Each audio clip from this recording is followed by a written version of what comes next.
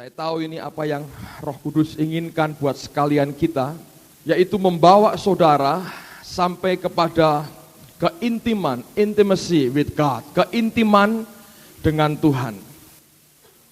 Saya berulang-ulang mengatakan bahwa perkara rohani tidak pernah bisa diciptakan. Buah-buah rohani dalam kehidupan kita dan pelayanan kita tidak pernah bisa diproduksi dengan kekuatan manusia. Apalagi yang namanya manajemen, apalagi yang namanya otak kita. Karena Paulus sendiri berkata, put no confidence in the flesh. Janganlah menaruh kepercayaan kepada kedagingan kita. Segala perkara rohani tidak pernah bisa diciptakan, melainkan harus dilahirkan. Dan saya tidak akan segan-segan untuk mengulang dan mengulang akan pernyataan ini sampai ini masuk dalam rohmu. Saudara tidak pernah bisa memplanning seseorang untuk engkau bawa kepada Yesus kalau bukan rohnya bekerja menjamah akan orang itu. Sekali lagi saya mau katakan perkara rohani, buah rohani, segala yang ada dalam kita bersama dengan Yesus tidak pernah bisa diciptakan, tapi harus dilahirkan. Nah, untuk sampai bisa kita melahirkan perkara-perkara rohani seperti itu, Paulus berkata dalam surat Galatia, aku rela menderita sakit bersalin lagi, sampai wajah Kristus, sampai rupa Kristus nyata di dalam kamu. Dia menggambarkan dirinya sebagai seorang ibu yang melahirkan anaknya. Dia menggambarkan dirinya sebagai seorang wanita yang melahirkan anaknya. Nah, hal yang sama terjadi ketika Yesaya mengatakan yang sama. Baru saja menggeliat sakit, Sion sudah melahirkan anak-anaknya. Kalau Anda baca lebih jauh dalam kitab Yesaya yang sama, bahkan Allah sendiri mengerang, menggeliat seperti seorang wanita yang melahirkan. Nah, sekarang saya akan kembali memberikan dasar apa yang sudah saya sampaikan minggu yang lalu. Paulus berkata dia seperti seorang wanita yang sedang mengandung. Artinya ada proses di mana dia berkata, aku sedang mengandung hari ini. Nah, sebelum seorang wanita itu mengandung atau melahirkan, dia harus melewati proses di mana dikatakan dia harus mengandung terlebih dahulu. Kalau ada seorang ibu punya anak dan tidak pernah mengandung anak itu, kita berkata itu anak adopsi. Anak karena bukan kandungannya sendiri, tapi dia ambil anaknya orang lain, dia adopsi sebagai anaknya. Tapi Paulus berkata sebagai gereja, sebagai hamba Tuhan, dia sakit bersalin, dia melahirkan sampai wajah Kristus, rupa Kristus katanya, menjadi nyata di dalam kamu. Nah, sebelum dia bisa melahirkan, artinya secara rohani, dia harus mengandung dahulu. Dan sebagaimana suami istri, sebelum si istri bisa mengandung, mereka harus ada yang namanya hubungan intim, saudara. Sampai apa yang Yohanes katakan, ada benih ilahi, bahasa aslinya sperma ilahi, masuk di dalam rohmu, maka engkau akan mengandung sperma rohani, sperma ilahi, sehingga engkau akhirnya bisa melahirkan buah-buah roh. Nah, saudara sekalian, Paulus berkata, kalau kita bersekutu dengan perempuan cabul, kita satu daging dengan dia. Tapi kalau kita bersekutu dengan Allah, kita satu roh dengan dia. Dalam surat Efesus dikatakan bahwa hubungan suami istri adalah seorang laki-laki akan meninggalkan ibu dan bapaknya, bersekutu dengan istrinya. Mereka bukan lagi dua, mereka satu daging. Dan dia berkata, rahasia ini besar. Yang kumaksudkan ialah hubungan Kristus dan jemaatnya. Saya harap Anda masih ingat apa yang saya sampaikan ini. Nah, hubungan intim suami istri itu ciri yang paling utama adalah in private, saudara. Hubungan pribadi, dua, hanya mereka berdua, tidak melibatkan yang lain, private. Kalau saudara mau menjalin intimacy with God, hubungan yang intim dengan Allah, mesti in private, saudara. mesti merupakan engkau pribadi dengan Allahmu. Kebaktian seperti ini ada value yang tidak mungkin digantikan dengan hal-hal yang lain. Kebaktian mingguan seperti ini ada nilai yang tidak pernah bisa digantikan oleh yang lain. Tapi juga kebaktian seperti ini tidak pernah bisa menggantikan hubungan kita, saya pribadi dengan Allah saya. Nah, ini yang saya mau ajak Anda sekalian mengalami. Saya bersyukur saya melihat selama minggu ini ruang doa kami selalu penuh, saudara. Ada orang-orang yang datang mengkhususkan diri berdoa. Saya senang, ini gejala sehat. Kalau ruang doa kosong, gejala gereja sakit, saudara. Tapi kalau ruang doa itu penuh, bahkan susah lalu harus antri, itu gereja yang sehat. Amin, saudara. Nah, artinya apa yang kita terima minggu lalu masuk di dalam roh saudara. Hubungan intim dengan Allah tidak pernah bisa dijalin lewat kebaktian seperti ini. Saudara dan saya harus secara pribadi, secara khusus menyediakan waktu untuk bersekutu dengan Dia. Untuk hanya dengan Dia engkau bersekutu dan tinggal dalam hadirat-Nya. Nah, malam hari ini saya ingin melanjutkan apa yang sudah saya sampaikan minggu yang lalu. Bagaimana kita bisa masuk di dalam hadirat Allah. Ada banyak orang yang mengalami kesulitan. Mereka berkata begini, Pak, saya sudah sediakan waktu saya untuk berdoa. Saya masuk kamar, saya kunci kamar saya sendirian dengan Tuhan. Ketika saya mulai berdoa, tiba-tiba pikiran saya melayang kemana-mana. Ini bukan bersekutu Pak namanya, tapi jam ngalamun. Satu kali saya berpikir tentang kuliah saya yang berantakan. Baru berpikir begitu langsung berubah. Siang ini ibu saya masak apa ya? Langsung dari kuliah berubah jadi makanan. Dari makanan berubah lagi, oh utangnya saya belum bayar. Terus berubah lagi, tadi malam saya kurang tidur. Berubah lagi, nanti kebaktian jam berapa? Pikiran ini bergerak begitu cepat. Sehingga banyak orang Kristen yang tidak sanggup mengatasi akan pikirannya yang bergerak begitu dinamis. Lalu orang bertanya, kapan saatnya saya bisa sendiri dengan Allah, bersekutu dengan Dia dalam hubungan pribadi? Caranya bagaimana? Saudara dengar, apa yang saya mau bagikan pada malam hari ini adalah sesuatu yang sangat praktis. Saya sudah mempraktekannya, hasilnya luar biasa. Saya mau bagi buat saudara. Saya baca sebuah buku, judulnya Masuk Dalam Pengalaman Lebih Dalam Lagi, bahkan masuk dalam kedalaman yang luar biasa bersama dengan Kristus. Buku ini usianya sudah lebih dari 300 tahun. Dikarang seorang hamba Tuhan bernama Madam Guyong. Ketika saya baca, dia memberikan cara untuk masuk dalam hadirat Allah. Sehingga menundukkan pikiran kita, dimasukkan dalam hadirat-Nya. Lalu kemudian pada Desember yang lalu, kami ke Orlando, Pendeta Ben Hinn sharing, dan dia menyampaikan hal yang sama.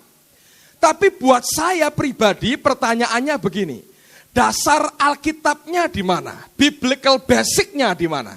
Setiap kali saya mengalami pengalaman baru, atau mendengar orang punya pengalaman dengan Tuhan, pertanyaan yang langsung muncul dalam hati saya adalah biblical basic-nya di mana?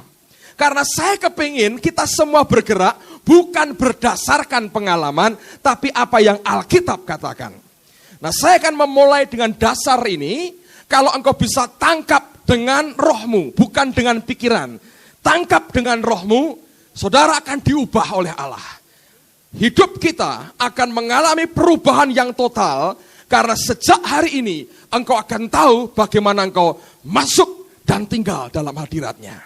Mari buka bersama dengan saya Mazmur pasal yang pertama. Haleluya. Mazmur pasal yang pertama, ayat yang pertama sampai dengan ayat yang ketiga. Cara ini akan menundukkan pikiran kita hanya tertuju kepada Allah. Dan cara doa kita tidak akan lagi doa karena kedagingan, tapi sungguh-sungguh karena seperti yang Dia mau. Mazmur pasal yang pertama, mulai ayat yang pertama kedua, dan ayat yang ketiga. Saya bacakan, dengar baik-baik, ini bunyi firman Tuhan. Berbahagialah orang yang tidak berjalan menurut nasihat orang fasik, yang tidak berdiri di jalan orang berdosa, dan yang tidak duduk dalam kumpulan pencemooh.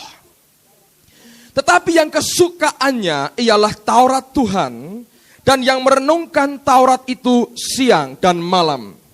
Ia seperti pohon yang ditanam di tepi aliran air, yang menghasilkan buahnya pada musimnya, dan yang tidak layu daunnya. Apa saja yang diperbuatnya berhasil. Ini ayat yang kita paling senang, terutama kalimat terakhir. Apa saja yang diperbuatnya berhasil. Nah, saya mau itu. Bagaimana Anda mau? Boleh, saudara. Itu jatah buat kita. Siapa yang tidak mau? Angkat tangan. Saya doakan gagal terus sampai mati, saudara. Gak ada orang mau. Apa saja yang diperbuatnya berhasil. Orang berkata, that's it, ini ayat saya. Ketika saya mulai bertobat terima Tuhan, saya baca, yang saya garisi cuma satu, saudara. Kalimat terakhir, apa saja yang diperbuatnya berhasil. Siapa yang Alkitabnya ada coretannya pada kalimat tadi? Angkat tangan, saudara. Jujur.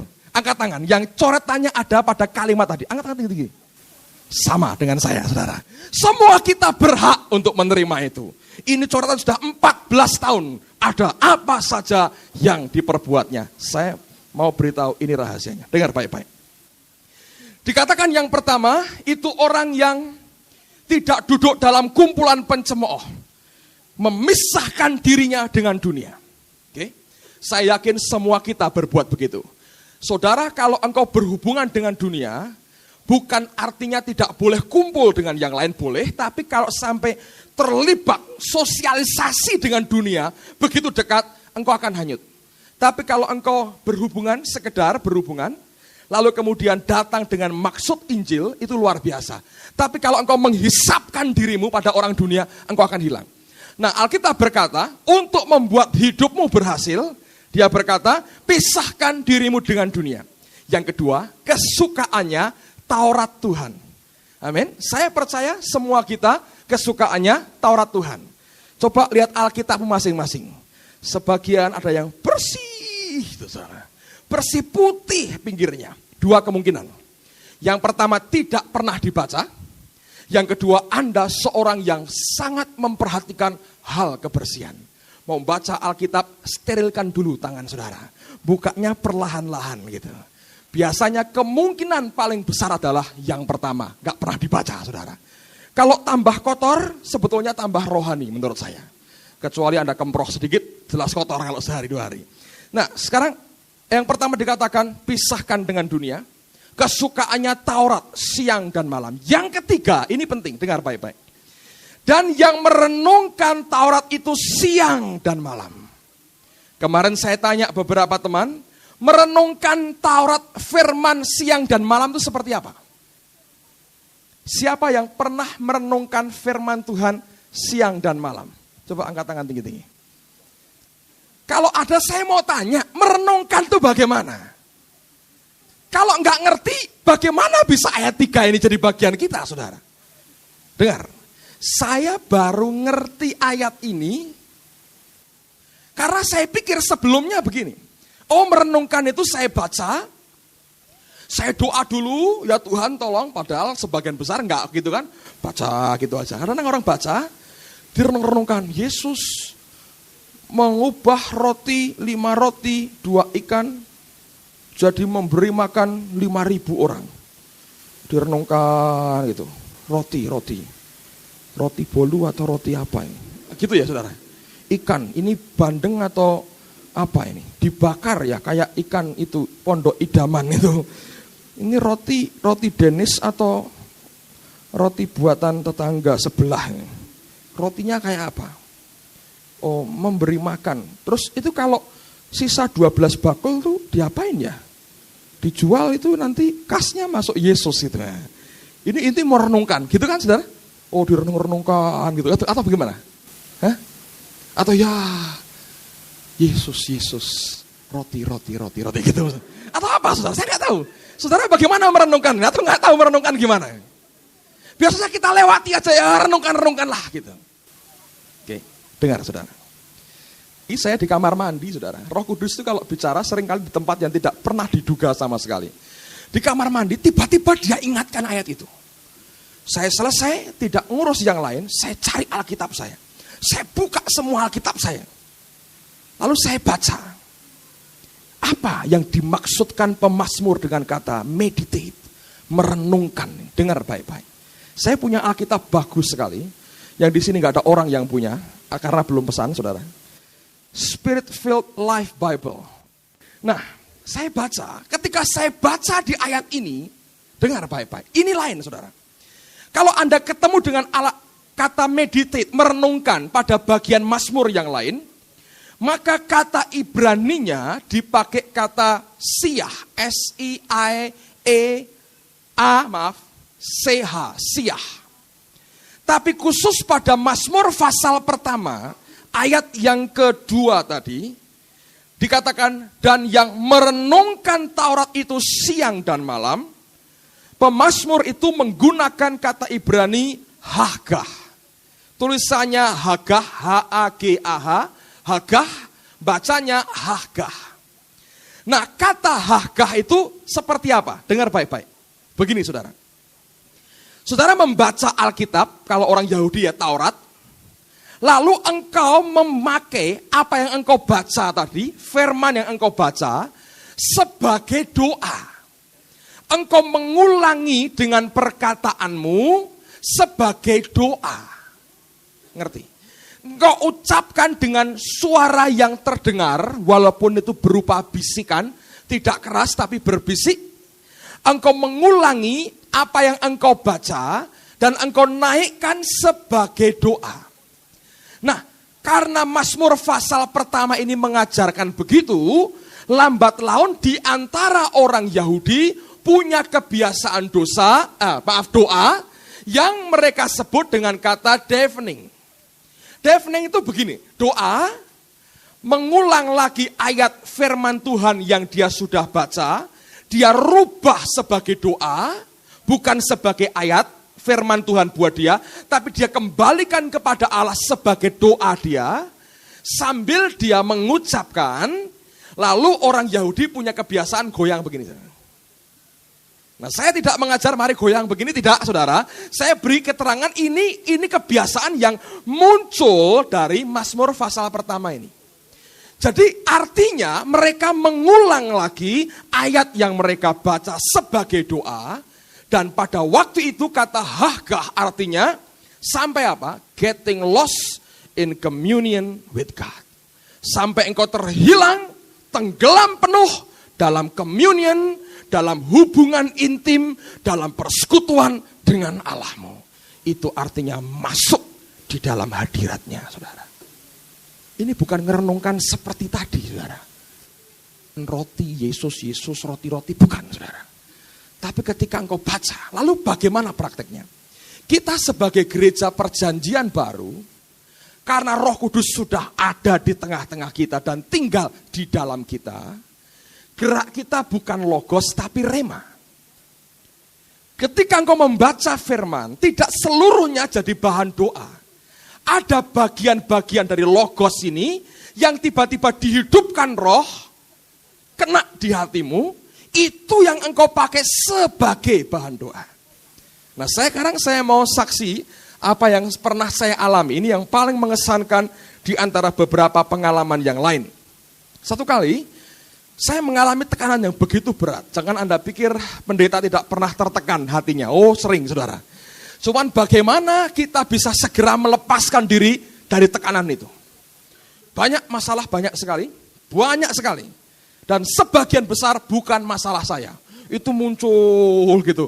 Kalau ada orang telepon, cari dua kemungkinan. Minta suruh nyampaikan firman atau lapor ada persoalan.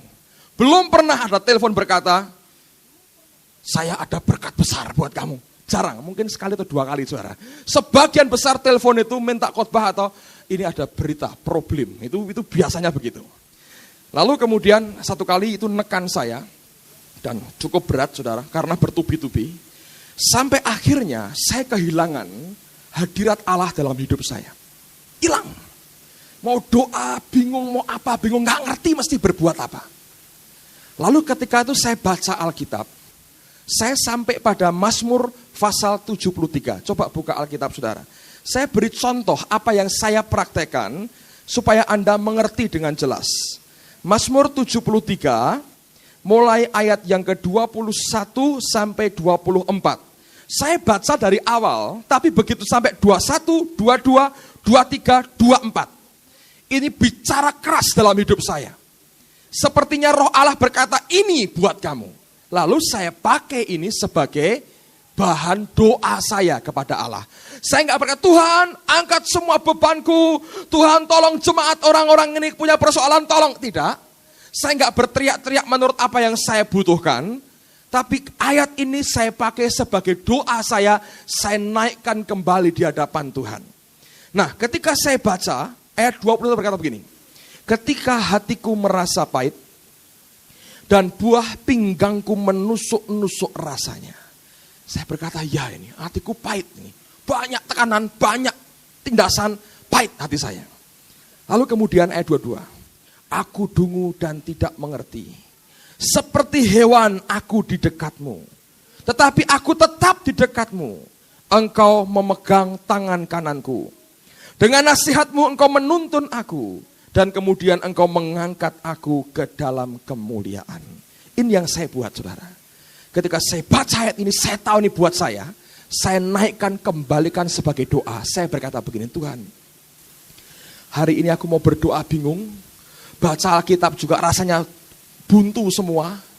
Mau pelayanan rasanya begitu berat. Lalu saya berkata, Tuhan. Aku seperti orang goblok.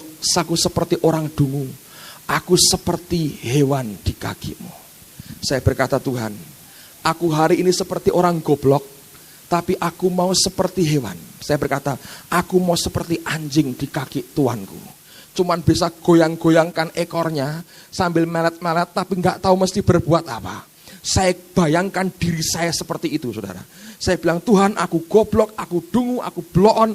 Dedel Tuhan, nggak ngerti mesti apa, sembahyang apa, minta apa, saking banyaknya di sini saya nggak bisa keluar, malah nyumpel di sini. Saya seperti orang bloon, tapi saya mau seperti anjing piaraan yang setia.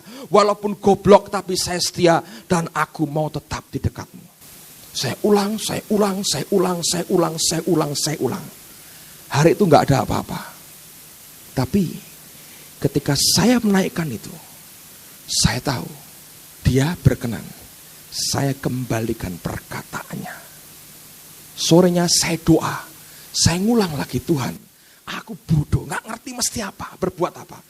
Tumpul di sini, gak ngerti. Mau baca Alkitab rasanya berat, mau doa berat, mau nyanyi apalagi. Mau main gitar, gak bisa main gitar. Mau main drum, gak ada drumnya. Panci juga susah kalau dipukul. Anda pernah ngalami berat, karena kalau sudah begitu sudah gak ngerti apa-apa. Pernah ngalami gak sudah? Mau baca Alkitab, mau apa, rasanya wagah semua itu. Lalu saya berkata, Tuhan, aku seperti orang dungu, aku seperti orang bodoh. Tapi aku tetap di dekatmu Tuhan. Seperti binatang piaraanmu gak apa-apa. Aku tetap di dekatmu. Kira-kira sampai hari berikutnya pagi, saudara. Ketika saya naikkan lagi doa itu, Roh Kudus berkata, saya berkata, Tuhan, aku ini bodoh. Seperti anjing aja, aku mau di dekatmu. Aku tetap di dekatmu. Dan Tuhan berkata kepada saya, tidak, kamu tidak bodoh. Kamu pilih yang baik. Kamu bukan seperti anjing. Kamu seperti Maria yang duduk di kaki Yesus. Menegakkan saya kembali. Dan saya rasa hadiratnya. Saya ngerti dia ada, saudara. Roh Kudus berkata, terus. Ayat berikutnya. Engkau memegang tangan kananmu. Engkau memegang tangan kananku. Saya naikkan lagi doa ini. Kekuatan baru dia beri. Dan saya merasakan dia hadir. Ayat berikutnya berkata, nasihatmu engkau menuntun aku. Ini paling lama saya naikkan. Berhari-hari hanya itu aja yang saya naikkan. Satu kalimat itu saya naikkan. Saya nggak minta apa-apa. Thy counsel guide me. Nasihatmu tuntun aku. Thy counsel guide me. Nasihatmu tuntun aku. Saya terus berdoa seperti itu. Sampai akhirnya dia beritahu apa yang harus saya kerjakan. Itu memulihkan keadaan saya. Saya ucapkan. Kembalikan ke dia. Dan hadiratnya saya rasakan. Musa, ketika dia di gunung, orang Israel buat anak lembu emas. Allah begitu murka, dia berkata, Musa, lupakan Abraham, lupakan Ishak, lupakan Yakub. Aku mau binasakan mereka semua, aku buat generasi baru dari keturunanmu. Saudara tahu bagaimana cara Musa melunakkan hati Tuhan? Dia berkata, Tuhan, bukankah engkau telah berfirman kepada Abraham, Ishak dan Yakub? Diingatkan janji Allah, ucapannya dia sendiri kepada Abraham, Ishak dan Yakub. Lalu kita bertanya, kapan Pak kita berdoa untuk kebutuhan sendiri? Tidak perlu, saudara. Begitu engkau ngerti ini yang Roh Kudus mau engkau naikkan sebagai doa, nanti tergenapi, cari dulu kerajaan Allah dan kebenarannya, maka semuanya ditambahkan kepadamu. Akibatnya pikiran tidak melayang kemana-mana, karena engkau harus mengucapkan ini. Dan doamu doa yang berkenan di hadapan Bapa di surga. Karena itu perkataannya, Roh Kudus yang menginstruksikan dalam kehidupan kita. Renungkan siang dan malam. Lalu ayat 3 akan terjadi. Apa saja yang diperbuatnya berhasil. Itu cara yang paling simpel untuk engkau bisa masuk dalam hadiratnya. Kalau engkau makin tambah kenal dengan dia, engkau tambah sensitif dengan dia. Begitu engkau masuk kamarmu, langsung engkau berkata, Holy Spirit, dia ada, saudara. Dan engkau tahu persis, dia hadir. Masuk dalam hadiratnya. Amin, saudara. Kalau sudah masuk dalam hadiratnya, apa yang harus kita kerjakan? Sekarang buka. Pengkhotbah pasal yang ketiga. Pasal yang ke-8. Kitab Pengkhotbah pasal yang ke-8. Ayat yang ketiga. Ini yang tidak banyak orang Kristen tahu. Tapi saya mau bagikan buat saudara. Pengkhotbah 8. Baca ayat 2 dan terutama ayat 3. Pada kalimat pertama saja. Pengkhotbah pasal yang ke-8. Ayat 2 dan ayat yang ketiga. Pengkhotbah 8 ayat 2 dan ayat yang ketiga. Patuhilah perintah raja demi sumpahmu kepada Allah. Lalu perhatikan pada kalimat berikut ini. Janganlah tergesa-gesa pergi dari hadapannya. Amin. Janganlah tergesa-gesa pergi dari hadapannya. Do not be in hurry to go out from his presence. Jangan tergesa-gesa keluar dari hadiratnya. Siapa raja kita, saudara? Yesus. Kalau engkau masuk dalam hadiratnya, engkau ketemu dia dalam doamu, pribadi dengan dia. Jangan tergesa-gesa keluar dari hadiratnya.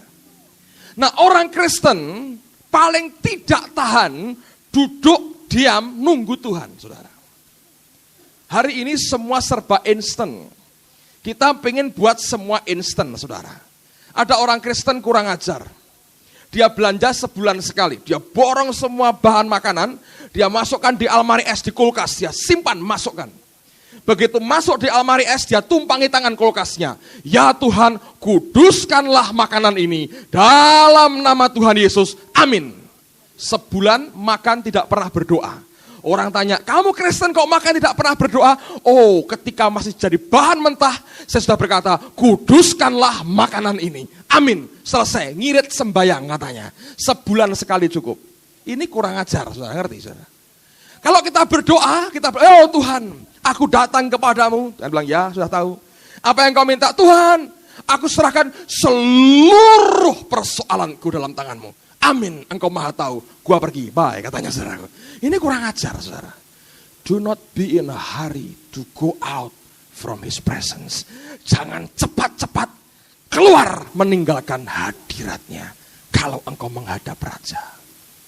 Anak-anak Tuhan mesti belajar tinggal dalam Kita hadir bukan cuman permintaan,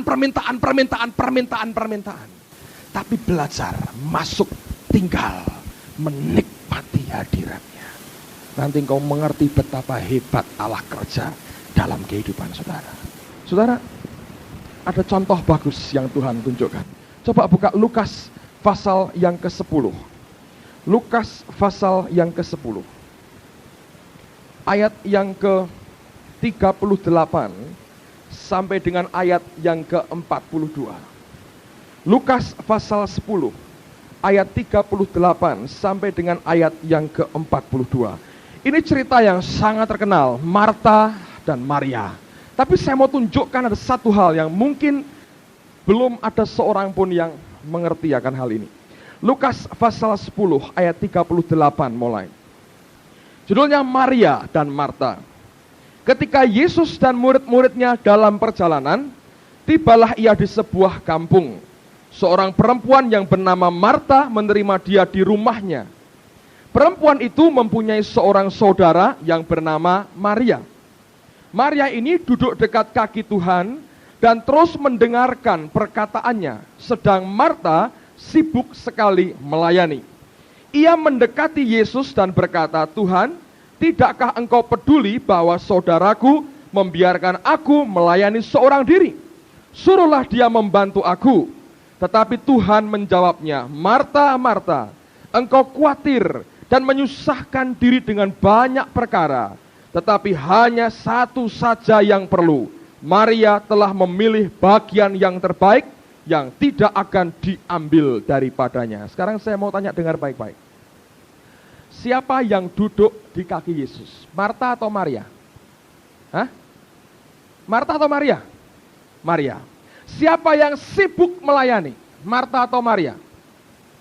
Siapa yang tidak duduk di kaki Tuhan? Hah? Marta. Ada betulnya, saudara, tapi tidak seluruhnya. Kalau Anda punya New King James, baca ini. Ya, kitab ini harus punyalah mestinya. Saya mau tunjukkan satu kalimat yang terpotong dalam bahasa Indonesia. Dengar baik-baik. Pada ayat yang ke-39 dikatakan begini, perempuan itu mempunyai seorang saudara yang bernama Maria. Titik, saudara. New King James memberi tambahan sebetulnya. Kalimatnya berbunyi begini. And she had a sister called Mary. Ia punya saudara yang bernama Maria. Terus ada sambungannya. Who also sat at Jesus' feet and heard his word. Marta punya saudara yang bernama Maria yang juga duduk di kaki Yesus dan mendengar akan perkataannya. Marta punya saudara namanya Maria yang juga duduk di kaki Yesus. Berarti Marta duduk nggak? Duduk nggak? Duduk, saudara. Tapi bedanya apa? Dua-dua duduk, Marta duduk, Alkitab berkata, Maria juga duduk. Tapi Marta, nuwun sewu nggih, saudara, itu istilah kita, bokongnya lancip, saudara. Ketemu dengan Tuhan, bokongnya lancip. Duduk lama, nggak bisa, saudara. Bingung, sakit semua. Begitu dengar, waduh, sate gosong, langsung berdiri. Excuse me, katanya, wah, masuk ke dalam. Wah, dia ribut. Maria, dia tunggu Tuhannya. Ngerti, saudara? Jangan terlalu mendiskreditkan Marta, saudara. Sedikit-sedikit toh duduk di kaki Yesus. Tapi nggak betah, saudara. Bokongnya lancip, kata orang Semarang. Ngerti, saudara? Nggak betah, panas kalau duduk terlalu lama. Ribut yang dia kerjakan. Nah, itu yang sebetulnya Tuhan tegur dalam hidupnya. Bukannya nggak sembahyang, bukannya nggak cari Tuhan, cari Tuhan. Tapi ingat kata pengkhotbah, do not be in a hurry to go out from His presence. Jangan tergesa-gesa keluar dari hadiratnya. Biasakan bersekutu dengan Dia. Itu yang namanya intimacy with God. Saudara, hari Jumat lalu kami punya pengalaman menarik dengan teman-teman SCTS. Chapel pagi di sini kami sembahyang nyembah Tuhan dan Allah kerja. Dia beriakan groaning, travailing kuat tengah-tengah kami. Kira-kira setengah jam lebih doa sampai luar biasa. Setelah selesai semua, tiba-tiba kami semua terdiam. Saya melihat jam, sudah hampir waktu mereka kuliah. Jadi saya pikir saya akan segera tutup dalam doa, kemudian selesai. Nah, waktu saya akan berdoa nutup, sudah ngomong ini saudara. Roh Kudus yang berkata jelas sekali. Fimus dengar, pakai bahasa Inggris lagi Roh Kudus ngomong sama dia. Katanya apa? Don't stop katanya. Jangan berhenti, ada sambungannya apa? Dia mau ngomong seperti itu takut keliru saudara. Tapi rupanya saya juga dengar yang sama, saya nggak berhenti. Hadiratnya dekat sekali. Dalam dekapan hadiratnya, saya sering rasakan kuat. Ada keintiman dengan dia. Dengar saudara. Tolong jaga ini anak-anakku, aku pergi sebentar. Tolong jaga anak-anakku. Dijaga. Saudara kan baik hati, oh temanku ini anak 9, kasihan, aku mau jaga. Sukarela gak dibayar. Terus orangnya berkata, ini, kamu saya beri kelengkapan ini untuk kebutuhan anak-anakku. Orangnya pergi, Anda jaga anaknya. Begitu engkau masuk di rumah itu, tidak satu pun menyapa saudara anak-anaknya. Diajak ngomong, tinggal pergi saudara. Diajak ngomong meludah. Diajak ngomong lari. Dipegang nangis teriak-teriak. Wes tinggal lu anaknya. Sopo kon ngurusi kayak gini kan gitu saudara. Kira-kira begitu kan? Tersinggung gak? Tapi paling tidak kan, cobalah hargai aku gitu. Bagaimana perasaanmu kalau saudara dibegitukan oleh anak-anak yang seharusnya engkau jaga? Itu perasaan yang ada pada Roh Kudus. Hari ini kalau orang dengar kata Roh Kudus, mesti berkata, oh Roh Kudus, oh itu ya, bahasa lidah. Lama itu ya, bahasa lidah. Oh Roh Kudus, oh ya, nangis-nangis atau teriak-teriak, wah Roh Kudus itu. Oh Roh Kudus, itu ya, yang getar-getar. Gablek gitu.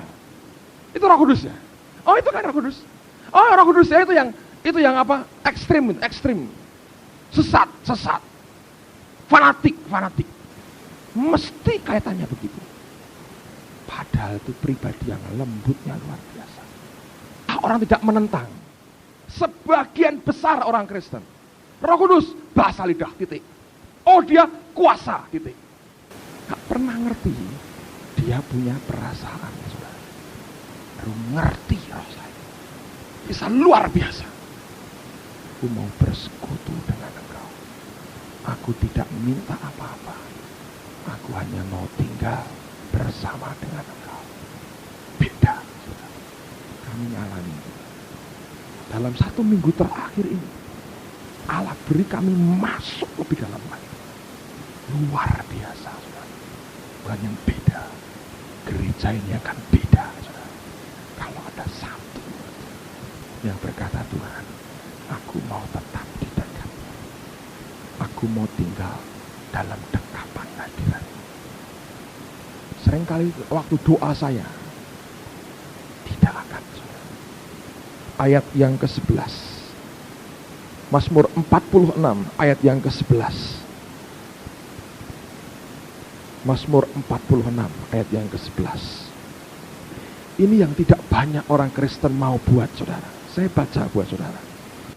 Diamlah dan ketahuilah bahwa akulah Allah. Aku ditinggikan di antara bangsa-bangsa, ditinggikan di bumi. Tuhan semesta alam menyertai kita. Kota benteng kita ialah Allah Yakub. Dikatakan, diamlah dan ketahuilah bahwa akulah Allah. Be still and know that I am God. Berhenti bergulat, cease striving. Be still, diam, tenang. Dan kamu akan tahu, aku Tuhan. Selama doa kita, doa orang bergulat terus. Engkau tidak pernah akan kenal dia, saudara. Ketika Yesus berjalan di atas air, dan murid-muridnya menyangka dia hantu, mereka teriak-teriak. Yesus berkata, diamlah, aku ini, jangan takut. Dia nggak berkata, ini aku, kamu diam. Tidak. Dia berkata, diam, aku ini, jangan takut. Petrus berkata, kita mesti menguasai diri kita, supaya kita dapat berdoa. Jadi tenang, kuasai diri, lalu kita bisa berdoa. Cease striving. Hentikan pergumulan hidupmu sendiri. Belajar tinggal dalam hadiratnya. Diam. Jangan tergesa-gesa keluar dari hadiratnya. Dia begitu real, saudara. Nyata sekali. Dekat dengan kita. Tapi kita tolak dia. Kita bergulat dengan kemampuan kita sendiri. Tadi sore jam 4:30 kami mengalami hal yang luar biasa. Sejak Kamis yang lalu, Tuhan mencurahkan roh groaning and travailing, saudara. Mengerang dan seperti orang sakit bersalin. Luar biasa. Dan rupanya Kamis itu roh mengerang yang dilahirkan. Malamnya diimpartasi, Jumat pagi, Jumat sore hal yang sama terjadi. Lalu kemudian kemarin kami ngalami lagi. Tuhan bawa kami lebih jauh lagi. Tadi sore kami doa sama-sama, 3:30, 4:45 kami mulai. Selama 3/4 jam tidak terjadi apa-apa. Kami tunggu dan tidak terjadi apa-apa. Diperiksa diri, nggak ngerti. Seperti ada sesuatu yang dia mau beri, tapi kita nggak sanggup terima, saudara. Dengan beberapa pengalaman sebelumnya dicoba, tidak jalan. Lalu kami break sebentar, kira-kira 4:30. Saling tanya, ini kenapa? Dan beberapa berkata, nggak ngerti kenapa. Lalu istri saya cerita, dari sejak pagi ada beban yang mau Tuhan beri tapi belum bisa masuk. Lalu kemudian Roh Kudus berkata kepada saya, pemberianku itu anugerah, tidak bisa dimetodekan dan tidak bisa diupayakan, menyerah. Terus kami berdoa, Tuhan ngapain, saudara, luar biasa. Selama 10 menit terjadi. 4 jam kami coba bergumul, tidak ada hasil. Satu kalimat diucapkan, keluar dari hati, ini anugerah, bukan kemampuan. Kami nyerah, Tuhan. Kerja, jangan ngerti, beban itu lepas. Holy laughter, ketawa-ketawa semua, saudara. Yesaya pasal yang ke-30. Kitab Nabi Yesaya pasal yang ke-30. Saudara Trofimus men-sharingkan ayat ini pada hari Jumat yang lalu. Saya membaca dan saya diberkati. Saya yakin ini merupakan apa yang Tuhan juga mau berikan buat kita. Yesaya 30, 15 sampai 18. Yesaya pasal 30 ayat 15 sampai dengan ayat yang ke-18. Sebab beginilah firman Tuhan Allah yang Maha Kudus, Allah Israel. Dengan bertobat dan tinggal diam, rest, kamu akan diselamatkan. Dalam tinggal tenang dan percaya, in quietness and trust, terletak kekuatanmu, is your strength. Tetapi kamu enggan. Kamu berkata, bukan, kami mau naik kuda dan lari cepat. Maka kamu akan lari dan lenyap. Katamu pula, kami mau mengendarai kuda tangkas. Maka para pengejarmu akan lebih tangkas lagi. 1000 orang akan lari melihat ancaman 1 orang. Terhadap ancaman 5 orang kamu akan lari sampai kamu ditinggalkan. Seperti tonggak isyarat di atas puncak gunung. Dan seperti panji-panji di atas bukit. 18. Sebab itu Tuhan menanti-nantikan saatnya hendak menunjukkan kasih-Nya kepada kamu. Sebab itu ia bangkit hendak menyayangi kamu. Sebab Tuhan adalah Allah yang adil. Berbahagialah semua orang yang menanti-nantikan Dia. Amin. Tuhan berkata, bertobat dan tinggal tenang. Keselamatan datang. Dalam ketenangan dan percaya, in quietness and trust, itu adalah kekuatanmu, is your strength. Gampang, teman-teman? Tenang, percaya, kau kuat. Bertobat, diam, engkau selamat. Tapi Alkitab berkata, tapi engkau enggan. Oh, enggak bisa.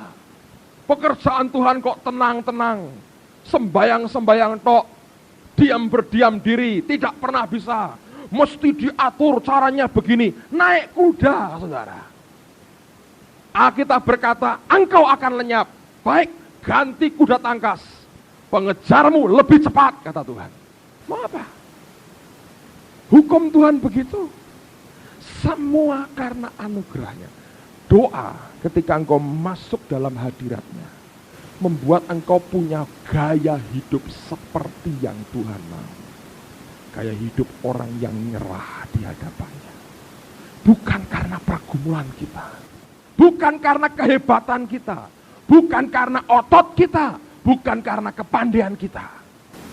Begitu engkau masuk dalam hadiratnya, engkau tahu engkau tidak ada artinya apa-apa. Nyerah kepadanya. In quietness and trust is your strength. Dalam ketenangan dan percaya terletak kekuatanmu. Saudara, yang tidak ambil bagian dalam hal ini, dia pribadi yang seringkali kesepian, saudara. Membuka hidup dan waktunya untuk bersekutu dengan Dia, yang tidak peduli dengan Dia.